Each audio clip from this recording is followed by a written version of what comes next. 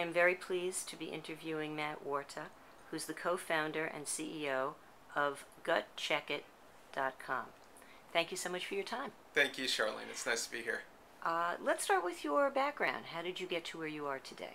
Yeah, so my background has been primarily in the venture capital and startup business in a wide variety of industries. And I was looking to start another company and had an opportune breakfast with a good friend of mine who's been in the market research industry for many years.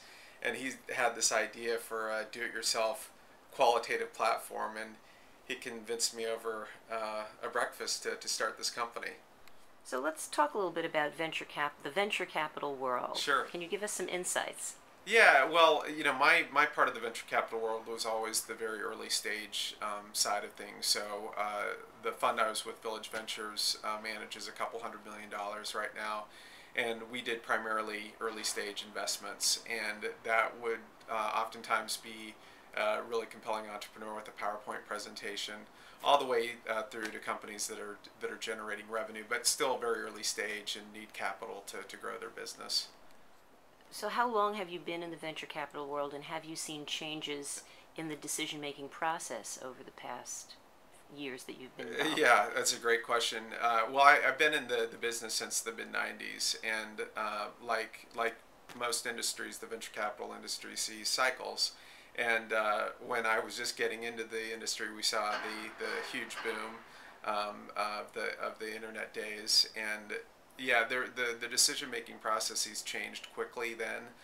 When you have a lot of exits like that and a lot of money coming back to limited partners and the venture capitalists they fund, it tends to lead to a lot of new entrants into the business, which it did.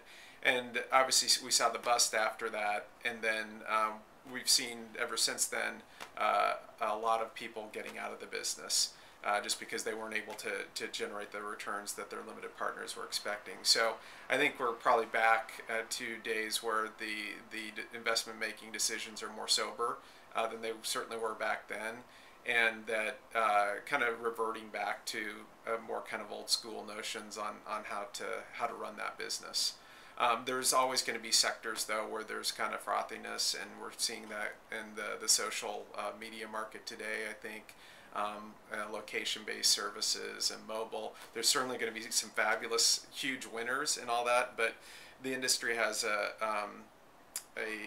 kind of predisposition to kind of overfund certain sectors as well. In terms of social media, where do you see the industry moving, particularly in the research sector of that? Yeah, I think one of the things that the social media industry has done a good job of, which benefits researchers, is it's aggregated a lot of individuals in a very specific way, especially when you've kind of have a more kind of verticalized approach to it. So, LinkedIn has obviously done a wonderful job of aggregating people from a business to business perspective. And then Facebook, has done a good job of aggregating people generally, but with the ability to target individuals in a pretty unique and specific way. So because they've done that, they've efficiently aggregated these people, so it provides the research industry really kind of easier access to get some very targeted research participants for studies, and it's certainly benefiting us today.